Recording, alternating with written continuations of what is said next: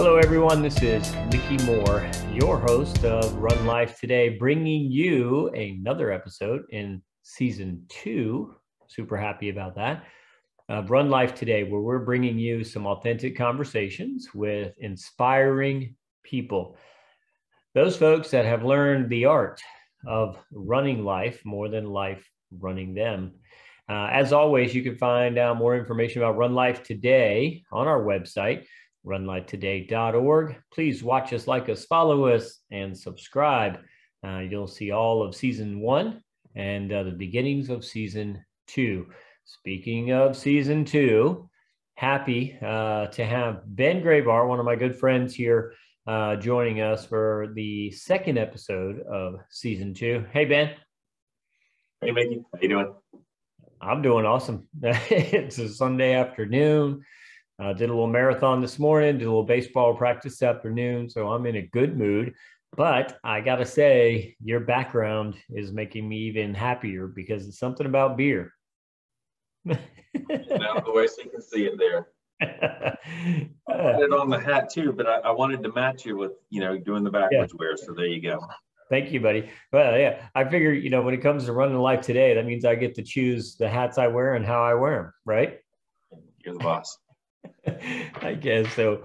And Ben, as you know, you've seen some of our episodes, and a lot of the people we've interviewed, and for our audience's sake, even though I've known you for a long time, we want to start off our conversation today with a little background, right? So, for those that don't know, share a few minutes, please, telling us kind of, where you're from, your upbringing, siblings, parents, high school days, all the way up to that college experience, and that gives us a good foundation for the next steps that we get in this conversation. Go ahead, man. Sure. Raised mostly in the North. My mom's family was from Pennsylvania. My father's from mostly New Jersey.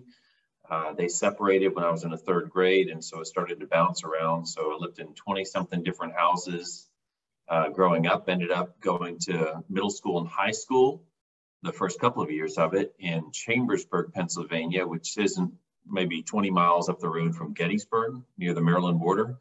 Okay. And then a couple of years into it, said I want to try out living on the other side of the world, and moved to Vestavia Hills, Alabama, Birmingham, and graduated there. And didn't really know where I wanted to go other than it needed to be warm. And got in pre-admission to Vanderbilt, was thinking medical school might be a thing, and really did better at the mathematics and business side of it. They didn't really have a business school there at the time, and I was thinking pre-med, and my stepmother at the time was professor of anesthesia. And so a couple of years into school, my dad separated from her, and so I said, well, let's be real. I was enjoying it, but that really wasn't where I wanted to end up. I knew I wanted to live even warmer, so Florida was the place. And I had some buddies that I'd spent spring break with or visited in the off, summertime season in Jacksonville, and they were going to Florida State. And I said, sounds like a great place. I'll go by there and check it out. And so transferred into there, and I've been in Tallahassee pretty much ever since. I did leave briefly for one job for a year to go to Jacksonville again before meeting my wife on a blind date over there and agreeing that Tallahassee was what felt more like home. Wow. Okay, so a lot to unpack. That was quick. Thank you. Yeah. When I say brief, you literally made it brief. All right, so Pennsylvania, I've got family in Bryn Mawr. That's where Penn is, and my mom went to University of Penn. Okay, Bryn Mawr, and then Bensalem. I had some family in Bensalem, but I only been up there, a couple times. Philadelphia, been to, but and then so the transition, Pennsylvania to Alabama. I mean, little different, right? So just a little different. So one thing, right? One thing that jumped out at you would be what? What was the first thing? Okay, this is different. What would be outside of the weather, obviously? Yeah, I didn't sound the same.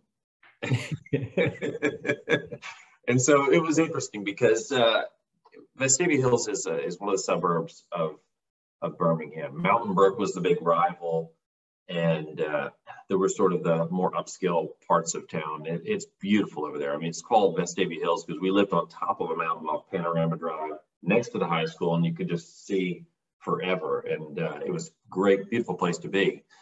But like everybody there was pretty much born and raised there and knew each other. And so you, just like any high school thing, I think you get a little bit cliquish with that. And so I had been doing, growing up, I wrestled for 9 years, and then I got tall and skinny, and that wasn't going to be really good for wrestling because then you get made into shapes that you don't want to be in by the stronger guys that are tougher and more compact. And so I started running, and I ran in middle school and high school track, mile, 2 mile, and in cross country. And I was able to do that in Birmingham until the night of the Steppenwolf Guess Who concert, when some buddies and I decided to follow some girls over to Mountain Brook afterwards. They knew where they were going and I didn't. And they took the turn and I didn't see it coming and totaled out the side of the car. And Dad says, you're done with that. You're going to go get a job now. And so I started my working career at that point in time. Oh, man. So what kind of car? It was an 80s Chrysler LeBaron station wagon with fake wood on the sides, but hey, it was nice. It was leather. Woo, that's a ride right now, buddy. Yeah. Oh, yeah. No wonder you lost control a little bit. I mean, that's a boat, man. That's a boat. It wasn't on purpose, really. No, yeah. So, okay, yeah, I did not know that you were a miler and a 2 miler in school. Thanks for sharing that. So the mascot, high school I ask everybody, man, because I love mascots, but high school mascot was? Chambersburg Trojans, Vestavia Hills Rebels, just like the Ole Miss little guy. Trojans and Rebels. Okay. Yeah. All right. So high school Ben was in athletics, pretty good grades, having a good time. Yeah, is that a fair assessment? Yeah, I was good enough to get early admission into Vanderbilt through test scores and good enough in grades. But it was, I wouldn't say that I was top of the class. I wasn't. I just tried hard. And when I went up to Vanderbilt, you're there with everybody that was where you are, and so you're sort of run of the mill, middle of the pack. And I was doing okay, but I wasn't gonna get into med school with maybe 1A and the rest B's and C's. That wasn't going to happen. And I was playing rugby up there, and that was great. That became my network of buddies, other than the ones that you just sort of knew from your freshman dorm hall. Turns out there were like 5 people from Tallahassee that were freshmen in the same class, although at the time, I had been from Birmingham, didn't know I was going to end up in Tallahassee. I'd never been here, but it just turned out that way. And I put on 20 pounds my freshman year. They actually had this thing where they came out with a swipe it card for meals for the first time when I was up there. This would have been 86. And I was the second highest swiper of food on the card. So they brought us in for a special dinner, but I put on 20 pounds, but I was still running. I just started hitting the weight room more, and that turned into the rugby thing instead of the cross country thing. Yeah, and obviously for those that know you, it kind of stuck till now in your later years. You're still that rugby physique. So there you go.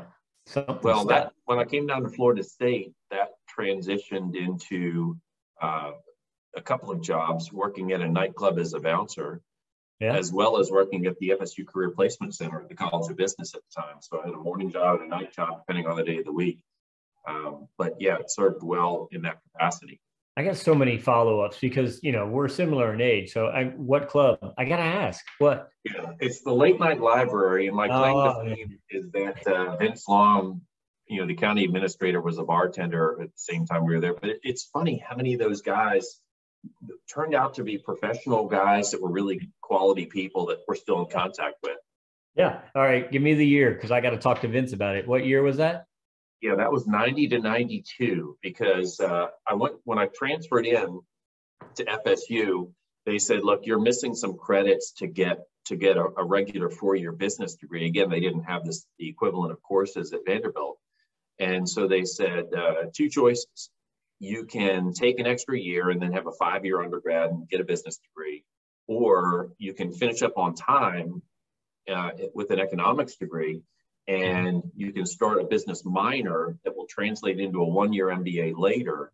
And so I went straight through undergrad to grad school that way. Wow. So, I was at FSU 1992. So we were all here, and I'm sure Vince made me a drink, and I probably don't remember, and he probably doesn't either. Well, late night was a bottle club in the first year. It moved from Woodward Avenue down to Gain Street. I was at the Gain Street one. It was a bottle club. So you'd bring your own in, and you'd pay the bartenders to put it on ice and go retrieve it for you, which meant, much like the beer festival thing, there might have been leftover stuff that people just said, let it go, and I'm out the door. And then they transitioned into a full service bar later. So that went away. Late night library. Okay. So we got to move on. Or, I could be here all day talking about our college experience up here together, but safe to say, I want to thank you for that background, right? So, and, the moving around, I wasn't aware, the family situation, the divorce and separation. And again, your father and your stepmother and the moving around. So, I'm a little familiar with the instability that can bring. So for you to make it through that, kudos to you for that. So let me get to our lanes, right? So we want to talk about the lanes of work and life. Let's talk a little bit about the business lane, your career lane. So currently you work for, I think it's Northwestern Mutual. You're doing business development, some retirement stuff and the like. I know you through our relationships in banking, right? So Synovus and other places that you've worked. But give us a little bit of how that first career change, you decided to go to Florida State, but give us a little bit about your career, but now what you're doing and the time it takes to be a business development officer for Northwestern. Okay. So 1992, the economy was not wonderful. And so I ended up going over to Jacksonville, taking a job with Prudential over there. So I got licensed to do life, health, variable annuity, that sort of investment stuff, Series 6 licensed in 1992. Okay. And I didn't have a base of people to call on, so I was phone booking it and was doing okay. And my manager went over to New York Life and said, I want you to come with me. So I ended up working in what is now, I think, the Bank of America building downtown there, doing the same sort of thing. Well, one of the clients that I developed said, hey, there's a pretty young girl, I think she's a Florida State person in our building, and she recently broke up with her boyfriend. We should set you guys up on a date. I said, sure, that's fine. Why not? And so my wife of 26 years now, and I ended up getting set up back then, and she was a teacher in Clay County, got Teacher of the Year, and decided, it was nice, but again, Jacksonville was a series of smaller communities of people that at that time was a little bit harder to break into, and I just said, Tallahassee was a community to me. It felt like home, and having moved around to 20-something houses, I wanted that sense of community, sense of growing roots. And my wife is from Perry, Florida, which was more or less halfway between Jacksonville and Tallahassee. And so she was happy to be 30 minutes closer to home as well. And had a friend in the Leon County school system. So she got hired immediately. I got hired immediately to get involved in, of all things, I was the marketing rep for a finance company called Green Tree Financial, which at the time was the #1 growth stock on the New York Stock Exchange 5 years in a row when I went over there. And so I was a road warrior. I would drive from Mobile to Vienna to about Gainesville, a little north of there, calling on mobile home, manufactured home dealerships and suggesting that they use our application for financing. And I was in that role for maybe 6 years. There's still a few people that I see around that you would know that were in that same company with us. It's now where the Moore, not yours, the other Moore company is located on Delta Boulevard was where our office was. Ended up being a district manager with them and having 55 people that were working there. And that company eventually sold out to Conseco, think Indiana Pacers, Conseco Fieldhouse. And then that was not a good pairing, and it ended up bankrupting the company. And so I was, went from being the head guy to no guy, And then I knew a friend from the Career Placement Center, Kevin Comp, who was at Nations Bank at the time. And I said, Kevin, I got a pregnant wife and a house that's outbuilt. I need to get back into something. And we had a conversation, and he said, come take this personality test and see if you'll be any good at banking stuff. And so I got hired in with Nations Bank, which ended up through the merger becoming a titled Bank of America, even though Nations Bank really took over the Bank of America side of it, the Hugh McCall story. And so once again, I was using my Series 6 license and pairing up with investment advisors and became a premier client manager. So if you had enough wealth or assets with the bank, then you would not have to deal with the lobby people. You would be walked upstairs and we'd take care of things there. And so that was sort of the shift from pure investments into the finance, into the blend of both. Mm-hmm. And that went on for a few years. And then I ended up changing banks to the Tallahassee State Bank, which is Synovus, and then to Hancock Whitney in the world of commercial banking, right. Because if you do well enough to take business from your competitors, then they come and say, hey, what's it going to take to bring you onto our team? And there are some great people at each of those institutions. I have friends still at both of them, or all three of them. Yeah. And so a couple of years ago, though, Ben Gantt, and so I'm gonna slightly amend one of your statements. Okay. When you hold a license, you have to choose a company that you're going to hang it with. And so that's the primary place. So, but although we have our licenses at Northwestern Mutual, Gantt Financial Group is an independent firm, and we have 14 employees. Okay. And so we do holistic financial planning. And so Ben came into the bank, Ben Gantt, and I said, hey, we are flying up a couple people from Tampa who have certified financial planner designations, masters in tax. We're putting together these nice little packet financial plans, but we're outsourcing through a brokerage agreement the insurance side of things, the risk management part of it. Hey, maybe you can be the guy that we partner with and network back and forth. And he said, that'd be great. And he sends over one of these plans for me to read. And I took it home and looked at it. And I didn't sleep well for a couple of nights because I figured out that what I was creating wasn't what I thought it was once I read the plans that they were. And then I figured out I really had a passion, not for saying, Mickey, what's your loan rate, as much as let's talk about how I can move the needle on some things financially and help you look at things in a way that you haven't before. And so I was happy when he said, hey, let's develop a partnership here, because when you're in banking, one of the things banks are required to do is community involvement. And so I got involved with many different boards of directors, and then you sort of get a reputation for having a skill set of doing certain things within the boards. And so for me, it was two things. It was replacing board or the company leadership, basically the HR side of it. Do we need to get a brand new executive director sort of thing?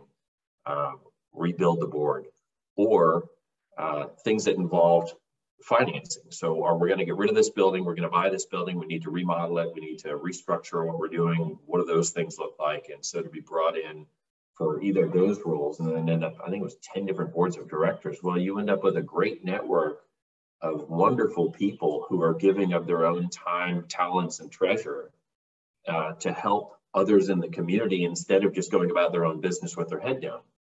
And you do that for 20 years, and suddenly a whole lot of people between 3 different banks and 10 different boards, and now you're not calling from the phone book to talk to people. Yeah.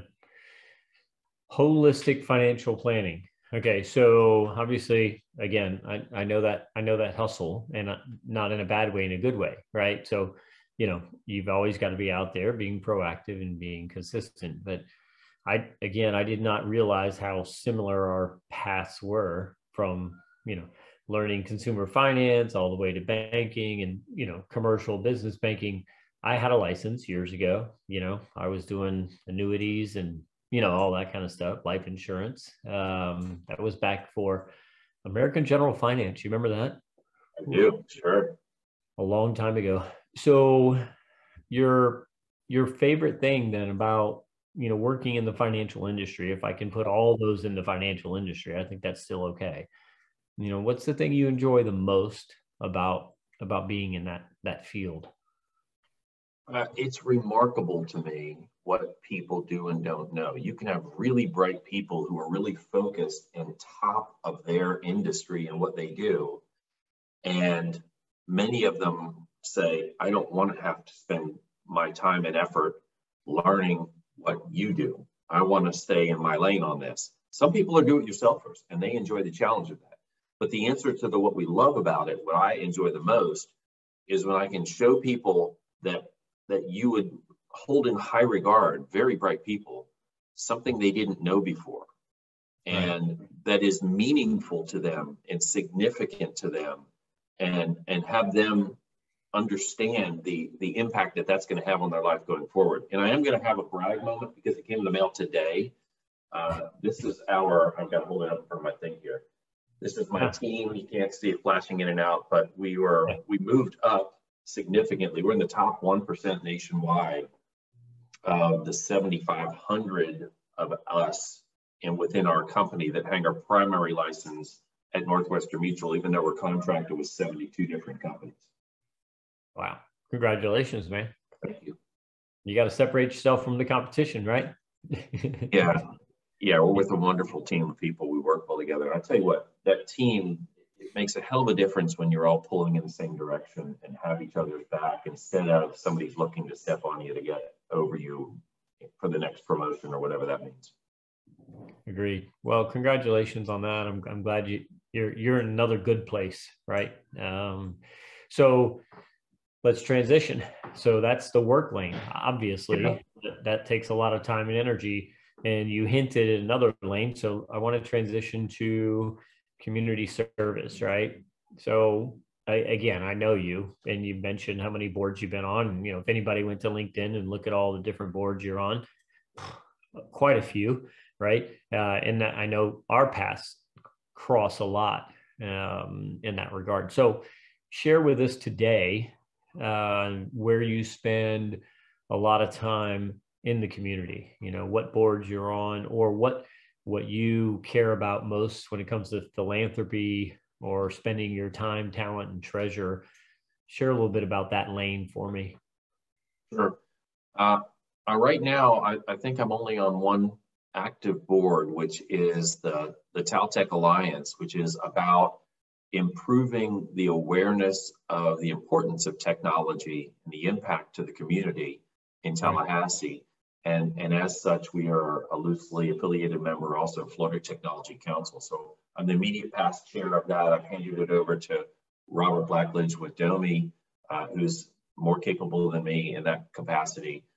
I got involved in that because in my role as a commercial lender, we had treasury management tools, which you had been aware of when you were at the bank, and they help in fraud prevention. And there was a Tallahassee guy that I was in a networking group with who goes into his office on a Tuesday and all of his checking account money was missing, $250,000 gone. Ooh. And the bank where he was utilizing said, wow, that's terrible. And he's like, put it back. He's like, no, we don't have to do that. And so when he was telling the story to the networking group, my clients were coming in and saying, go find out what happened to him. That can never happen to me. So help me understand that. And so I started researching the cybersecurity piece of it, not just the tools that the banks had, but what was all of the bad stuff that was happening to people? How was it happening? What was the macro picture there?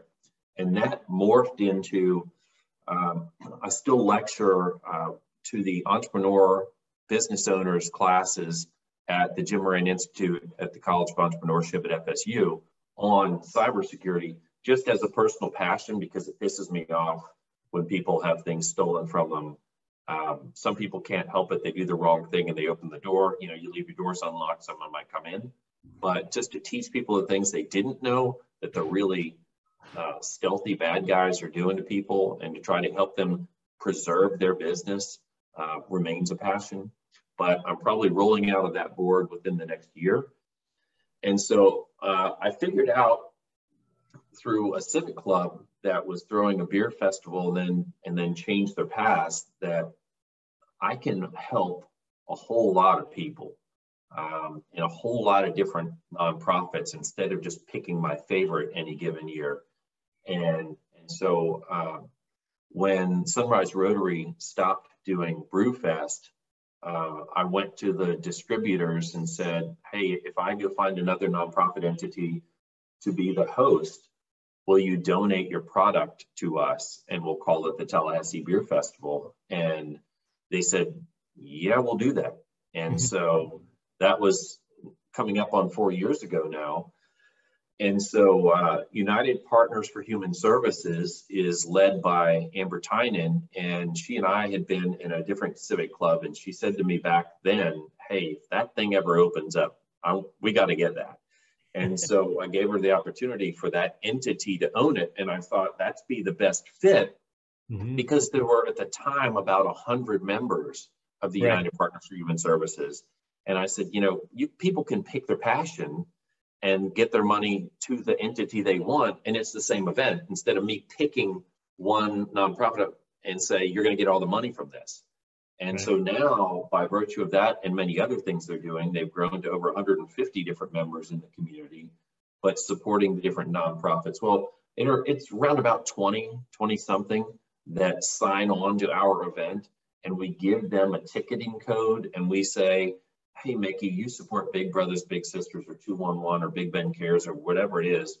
You go market to all of your people that maybe I don't have access to because they're not signed on to some I Like Beer website or social media, and tell them, buy a ticket and use this code that, and now it's the Civic Center, assigns to them, and then whatever that percentage of voted ticket sales is, that's the percentage of net proceeds from the event that they receive. And so it's been really successful, and that way I'm not playing favorites here. If people do the work and market it, then they reap the benefits of it. But the different distributors, as well as now, strangely, a lot of independent breweries have signed on to saying, we love the event, we love the cause, and get together and say, well, we'll come bring our beer. And so this last year, and obviously you're involved through the running side of it, through the Beer Mile, which you organized on our behalf. Thank you. We ended up, before the reschedule, that we had something like 90 breweries that were going to be there, and we ended up having maybe 18 of them that couldn't make the date change because of COVID. But what's interesting, this was our third year that we just finished running it on. The first year, it was supposed to be an October event, and we had the Hurricane Michael come through, right? And so that got rescheduled into the week in between the NFL playoffs and the Super Bowl, and it was there for the next 2 years. And then when we outgrew the venue of, what was the North Monroe Mall, the center of Tallahassee, well, and they ended up shutting down after the COVID thing anyway.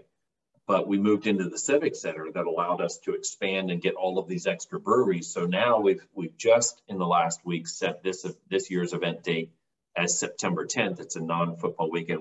We liked the January date, but with basketball, you don't know what time tip-off is, and you can't tell people come, but I can't tell you when. Yeah, that's a little tough. It's a little hard. So we had to wait until they announced the FSU football schedule, which they just do the first week of February. And so now we know it's going to be September 10th this year. So, and again, to fill in the background a little bit, I know Rotary, Kiwanis, Tallahassee Classical, just so many others. Like you said, you run 10 boards at a time, right? And as a former banker, usually they sign you up because they need somebody to be treasurer, right? So I know you've put in a lot of time and energy to support our community. And right now, that UPS event, when you talk about the time and energy it takes, I mean, you're the lead with UPHS, and it's another job. It might as well be, because I mean, again, I've planned a couple events here in this community once in a while. I don't know. You may have heard of the Golden Gala, maybe, but so I kind of understand. So give yourself more credit. I mean, that's a lot of work, man. And you do it because, again, you're impacting more than one nonprofit. And some of those nonprofits are my clients. And I know they appreciate the opportunity to bring in some additional, funds to support their mission. So kudos to you and Amber, all the volunteers, because you have a lot of volunteers that come out for that event. Without the volunteers. Oh, And yeah. I tell you what, you know this, the nonprofits, they often have programmatic funds that they receive, but they're often required to execute the program to get reimbursed for the funds. And if they don't have the money to launch the program, they can't do it. So these give them discretionary use dollars. We gave away almost $50,000 after all expenses this year. All right, so then that's work lane, that's community, involvement lane. Let's transition to, let's see, what do you call it? Active lifestyle, fitness. Let's say fitness lane, right?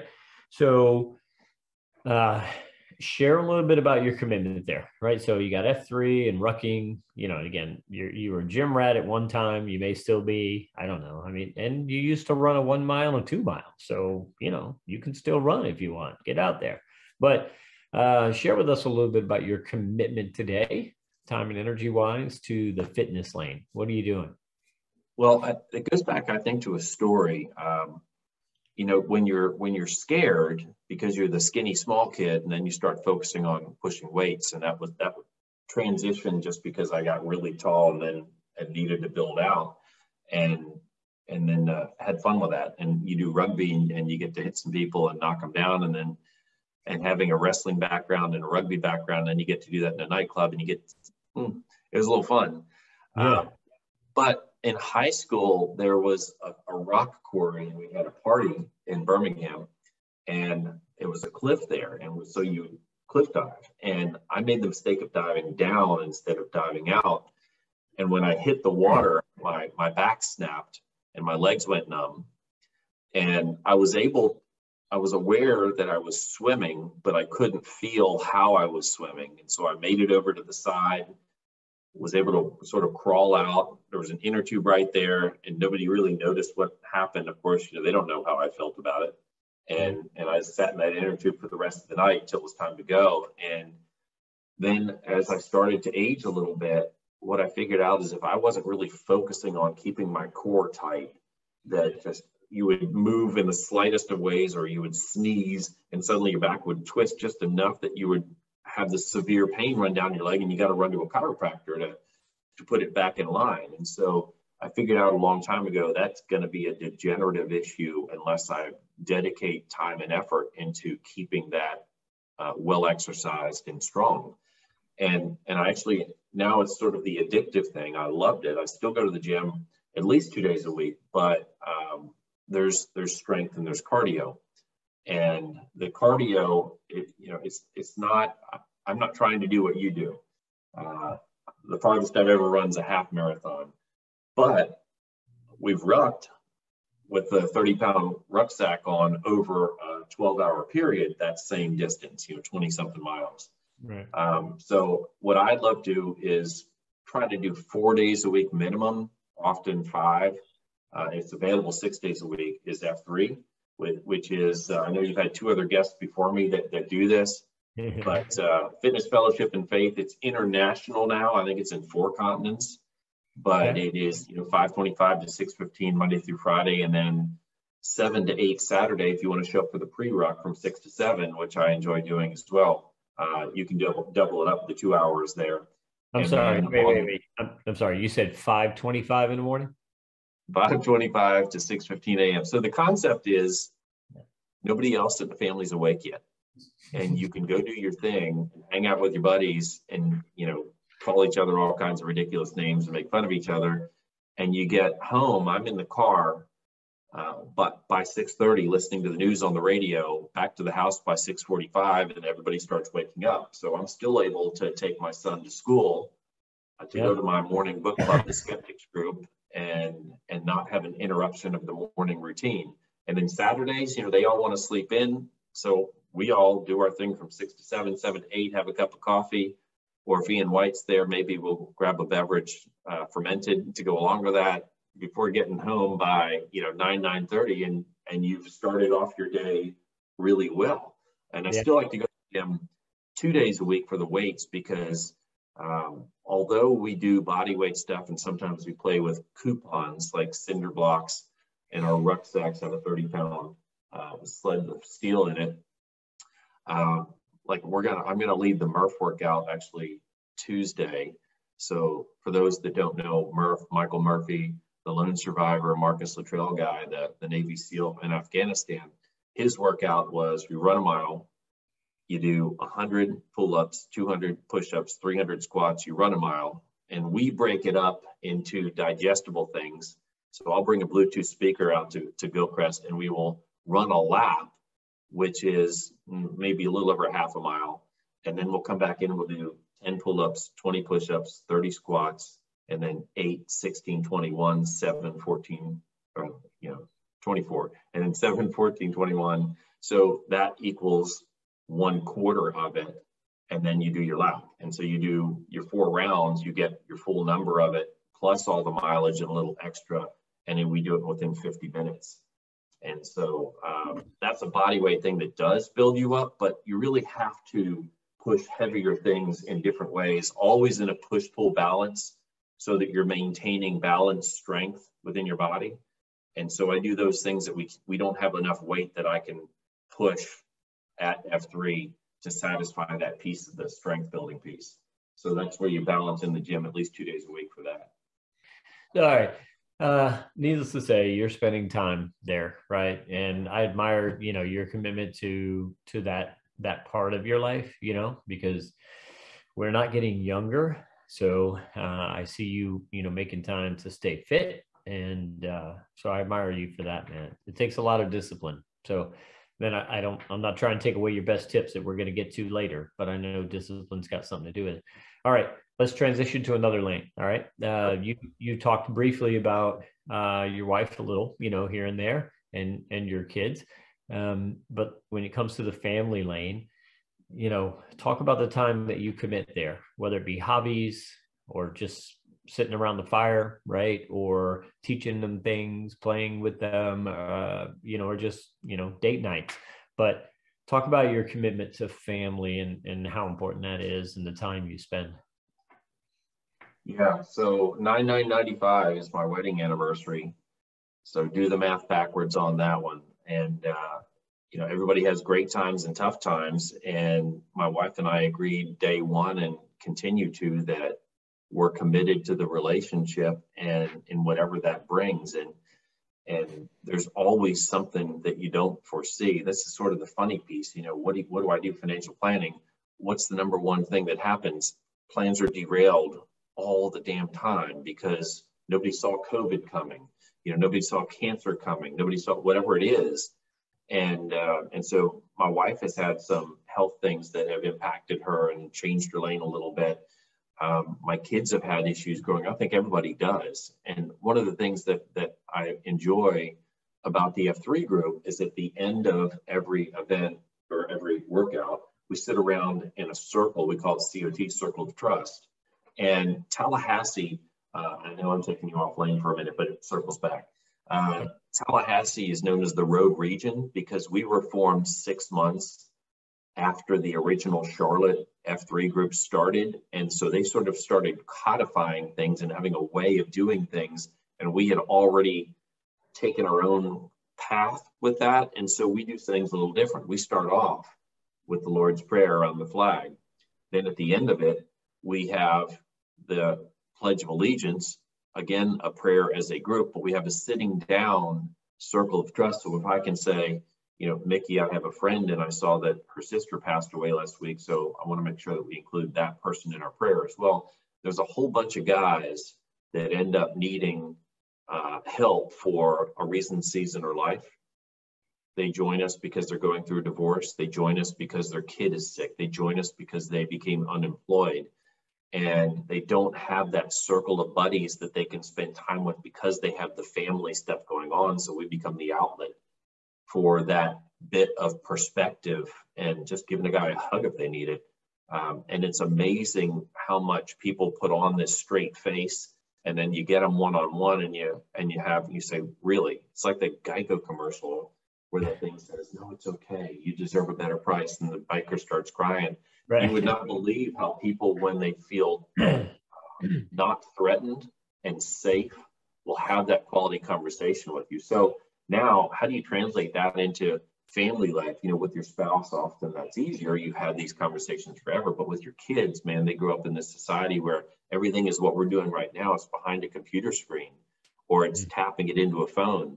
And, you know, I walked in the other day to a restaurant and there's two partner attorneys and they're both sitting there with their head in the phone. I'm like, guys, it's okay. You can talk to each other.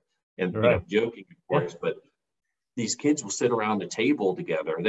So I took, my son has this group of, I think there were 7 of them. If you look back on my Facebook post, you'll see, you know, we have these massive parties where all the kids come over, and then there's like 2 Oculus things, and there's the Xbox, and then they've got a gaming computer with all the graphic cards, and then a couple of them will bring their own laptops, and so they'll end up with this massive party of kids, and they're all doing the same thing online. You know, so I'm like, okay, we're going to a movie tonight. We let them pick the movie. They always pick a terrible movie that unfortunately you got to be 18 to get into, like, you know, Scream or something like that. Right. So I'm the dad that gets to go sit in there because they won't let him in alone. So I'm sitting in there just watching, and there's still, you know, there's some talking that goes on, which you don't want in the movie, but that's what they're doing. Finally, he's like, well, how do you get your teenager to talk? You bring him to a movie with his buddy. But, you know, they're still texting each other. So just to try to make the house a safe place, a place that the friends want to go. You know, we put up a fire pit, we put in a swimming pool, and build a great big deck around it. And my wife is famous for these birthday parties that go crazy, where we break out like 3-4 different BB guns, and then the helium balloons become target practice as they rise up. And then they have shaving cream battles. That's always fun. And we figured out that's how you get 8 kids that are spending the night that have just run around outside and gotten nasty and sweaty and stood by the fire. You know, how do you get them all clean? They don't want to take a bunch of showers. The answer is shaving cream. Hose them all down. Give them a towel. You're good. That's inventive. I got to remember that. Yeah. My boys are only 5 and 7, so I got a little bit to go, but I'll remember the shaving cream with the hose or whatever. Just throw them outside, hose them down. Bam. Yeah. Okay, so needless to say, a lot of time and energy with the family, you know, and congratulations, you know, September. So what is that? September 9th, 1995. What year will that be this time? 26, 27, something there. Something like that. Just a couple of years. Yeah. Well, congratulations there. And did you note the date that I said? It's 9/9. Yeah, 9/9. As opposed to 9/10. Oh, there you go. 9/9. So one thing though, if I remember correctly, and I apologize if I don't remember, but didn't she write a book or something? Didn't she? She did. Yeah. So she was a teacher, and in Clay County got Teacher of the Year, came to Tallahassee, was at Killarn Lakes Elementary and Sable Palm. I was with Green Tree, and she got out of teaching and got into that industry doing wholesale furniture for like 15 years, working out of the house for the most part for 3 different providers. But she always had a passion for something artistic. And for a while she was painting, and then she decided, you know what? One of her best friends growing up is Mike Morris, who quit his day job in the pharmaceutical industry to become a full-time author, and has penned probably close to a dozen books. And he, I think, talked her up enough that she could do it. And she said, you know, I'm going to do it. And I said, all right, I have your back on this. And so Off the Dock is the book. It's on Amazon. And it is where you take real life people and you fictionalize a story around those real personalities. So I got to be the editor. So I would read it and do some punctuation things, maybe reword a couple of things, but she did all of the content of it. But published the book, and it's a pretty quick read, you know, one of those summer read type murder mystery-ish books. So it's an interesting blend of real life Tallahassee and Perry people with the fictionalized story to go with it. And then somebody else read that book and said, hey, you know, I don't know how to write, but I have a story. Can I pay you to be a ghostwriter? And so then she ended up meeting with this person once a month. They'd record the conversation. She'd go back and worked out writing that person's book. And then that person never published it, I think, because they liked it, but they wanted to sit on it, and they were worried that there might be some backlash from the people that were too true to life about them, that they would know it was them and might not like it.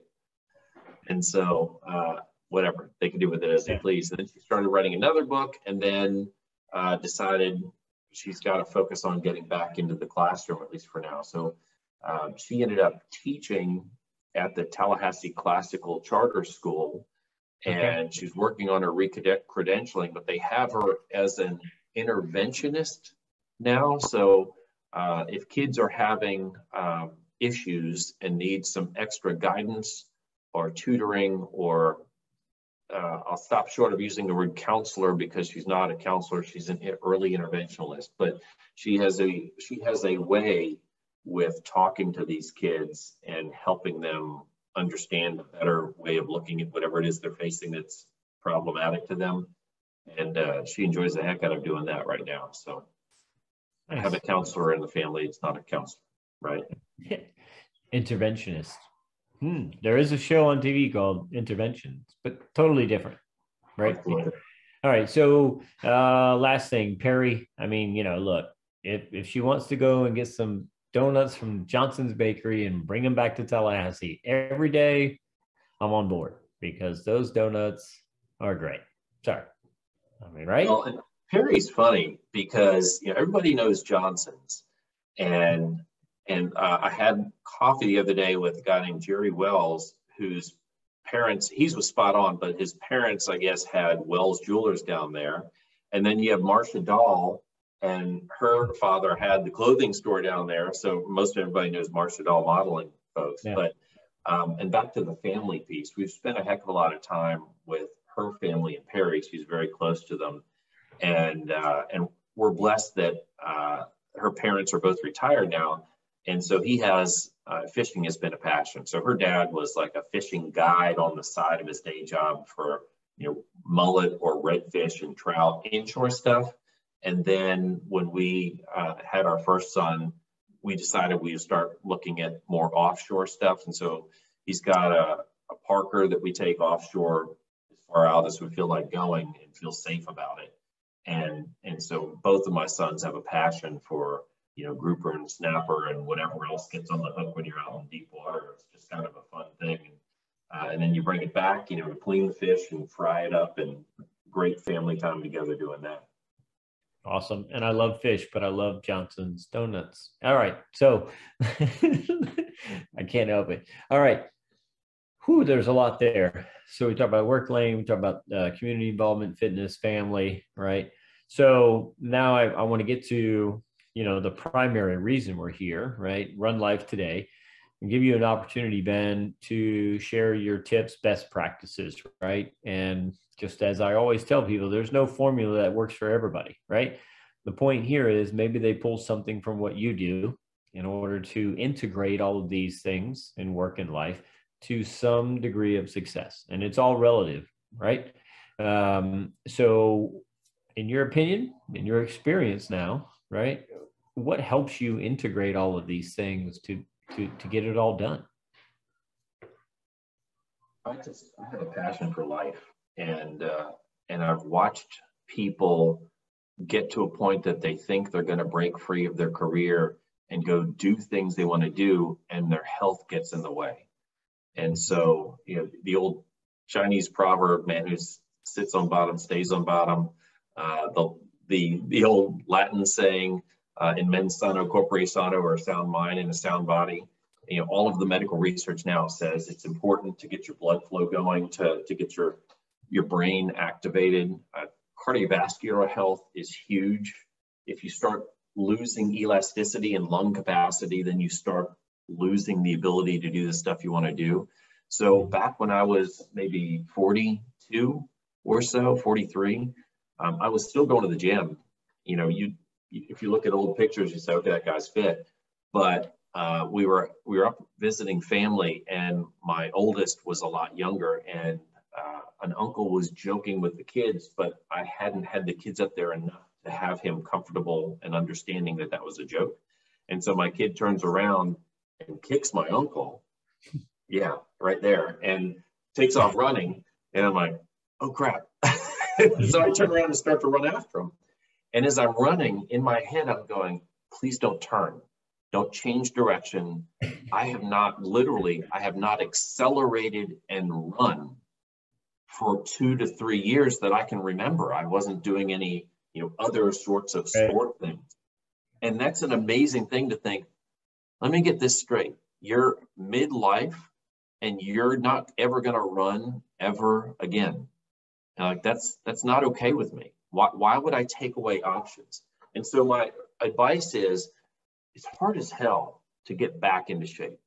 If you take 2 weeks off, you know it. When I had COVID the first time before the vaccinations came out, and it knocked me down for a couple of days, and I had inflammation in my cardiovascular system, and I was not able to do all the stuff I was doing just a week before, 2 weeks before. And you have to build it back. But if you build it back purposefully and deliberately, we're all going to get hurt. You have to figure out how to work around it. So what I would say is, number one, first thing you have to do is get in your mind that this is going to happen. So like Strong Like David is a program that Derzapolsky is putting on generally in month 6 that has a regimen to kickstart somebody that has done nothing. What I would say is, if you do something, I was having a talk with somebody's son actually this week, and because he was trying to come out to F3 and it was just beating him up because he wasn't doing enough during the week to get into condition and stay there, where it was like a brand new workout because he was only doing it once or twice a week. So you got to go at least every other day. And strangely enough, for me, it's easier to go every day than to take a day off. My body reacts better. It's like an old motor. Once you get it humming, just keep it going, because if you let it sit, it's hard to get it started again. Everything gets tight. And so whenever you get sore, to me, you get unsore more quickly by using whatever's sore than by resting, because everybody wants to take the time off. Oh, I'm sore, I got to rest. But if you use whatever that is and loosen it all up and get it all flowing again, you're not sore anymore. Yep. So it's remarkable opposite thinking. But what I would say to somebody that's sitting around going, well, I haven't done any of this, where do I start? What I would say is, do as many push-ups as you can do until you can. Proper form, not teasing yourself, just wiggling the elbows. No, look it up. AthleanX is a great resource for all things body mechanics. And he's credentialed to do it. He actually trains pro athletes, but he also trains people that don't do anything. So maximum number of push-ups you can do. Then set a timer on your phone and jog out of your house just as slow as you need to, but keep chopping. Great Chiander, right? Keep the feet moving. 10 to 15 minutes. Pick your number. And when your timer goes off on your phone, turn around and come back. You know exactly how far you got to go. You went that far. Yep. And when you get back, 20 burpees, however long that takes you, take a breather, knock them out. That whole workout should be able to be done in 30 to 45 minutes. And the number of push-ups you'll be able to do will increase. The distance you'll be able to travel when you're running will increase in that same amount of time. And the speed it takes you to do the burpees will decrease. And you will appreciate that that's a full body change that's impacting you. And then you will figure out, hey, this is clay. This is a piece of clay that I get to decide what I want it to become. So one of the things that I keep in mind is, am I training for my next obstacle course run, where I'm going to focus on running because I have to be able to go run. And I know I'm going to have to be able to do obstacles, so it's going to be body weight stuff. Or am I training for Go Ruck, where I know I'm going to have heavy things on me? So I'm going to shorten training distance and carry things that are twice as heavy as I would carry, and go shorter distances just to get through it and really just get up my endurance of full body strain. Or is it, hey, it's spring break or summer, and I want to try to get more cut. So I'm not worried about the body weight. I want to maybe cut down and cut things out. And so how does that change my workout? Well, I'm going to do some higher reps more frequently and do that at least 3 days a week, maybe instead of 2. So when you train, if you train with a purpose and a goal in mind, Then you can have a conversation with somebody that really helps you dial in how to achieve that goal. And that changes during the year for me. So, and again, just to regurgitate, because I try to make sure I deliver it again, but I heard a lot of things there. So consistency, purpose, goal, getting started, right? Just putting in the time and progress you mentioned, right? Because again, it's not going to start, you can't go from 0 to 10 the first time. You get 0, you get to maybe 1, you get to 2, and then you get to 5. Next thing you know, you're at 9, right? So the progress that you make starting off those workouts or again, trying to integrate multiple lanes. It's not like tomorrow, if you're in one lane right now, say you just work, right? And that's it. You come home, you don't volunteer in the community, which is okay. Not everybody can. You're not into fitness. That's okay. Not everybody is.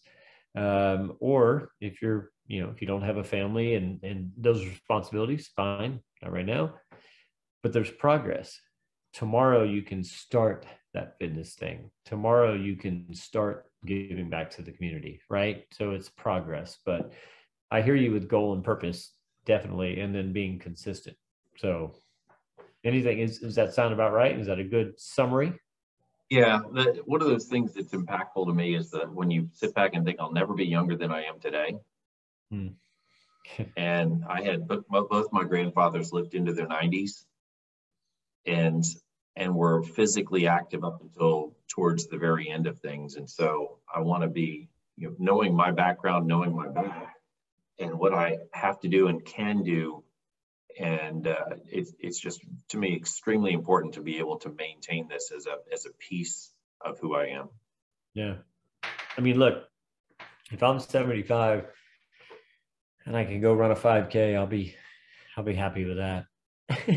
Well, we've got two of our guys, Dan Parisi and Bruce Hagen are 70 and they're doing F3 and they're not giving up anything. So you look at those guys and you're like, well, crap, you're young, man. You got 17 years until you can catch up to these guys. Yeah, Dan Parisi's not 70. He's lying to somebody. Come on. I know. You got to talk to that guy sometime. All right. So, Ben, thank you again. All right. You've shared a lot, some personal things and, your experiences and your advice, and I appreciate the time. It's always good to catch up, and most definitely, I'll see you at the next beer festival, which will be in September of 2022. And as always, again, for our audience, look for this episode and Run.Life.Today.org and visit our website, watch us, like us, follow us, subscribe. But Ben, I wish you a good evening and a great 2022. And I will see you again soon. Thanks for participating on Run Life Today. Thanks for thinking of me and inviting me, Mickey. I appreciate it. All right. I appreciate you. I'll see you, buddy. Cheers.